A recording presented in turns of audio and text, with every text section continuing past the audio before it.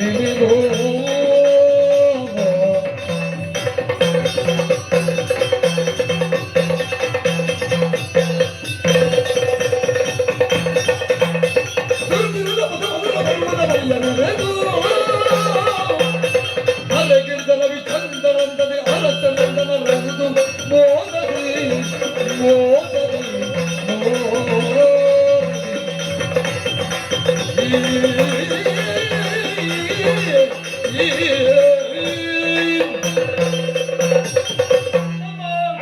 ಸಂತೋಷಕ್ಕೆ ಆಗರವಾಗಿ ಸಂಪತ್ತಿಗೆ ಸಾಗರವಾಗಿ ಬೆಳೆದು ನಿಂತಿರುವುದು ನಮ್ಮಿ ಮಾಹಿಷ್ಮತಿಪುರ.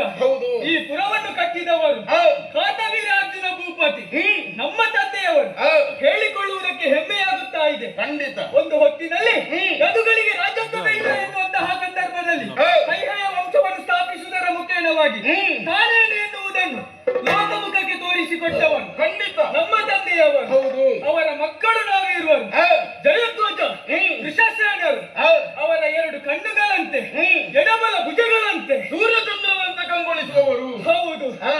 ನಮಗೆ ಯಾವುದೇ ರೀತಿಯಾದಂತಹ ಕೊರತೆಯನ್ನು ಮಾಡಿದವರ ಖಂಡಿತ ಇಲ್ಲ.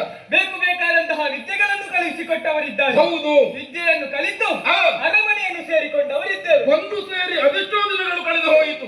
ಸಂತೋಷವಾಗಿ ನಾವು ಜೀವನವನ್ನು ಸಾಗಿಸ್ತಾ ಇದ್ದೇವೆ. ಆದ್ರೆ ಇವತ್ತು ಯಾಕೆ ಜೊತೆಯಾಗಿದ್ದೇವೆ? ಕಾರಣ ಉಂಟು. ಇವತ್ತಿನ ದಿನ ವಿಶೇಷತೆ ಹೇಗೆ? ವಸಂತ ಉತ್ಸವ, ಹಬ್ಬದಲ್ಲಿ ಪಾಲ್ಗೊಳ್ಳಬೇಕು ಎನ್ನುವಂತಹ ಬಯಕೆ ನಮ್ಮದಾಗಿದೆ. ಹಾಗಾದ ಕಾರಣ ನೇರವಾಗಿ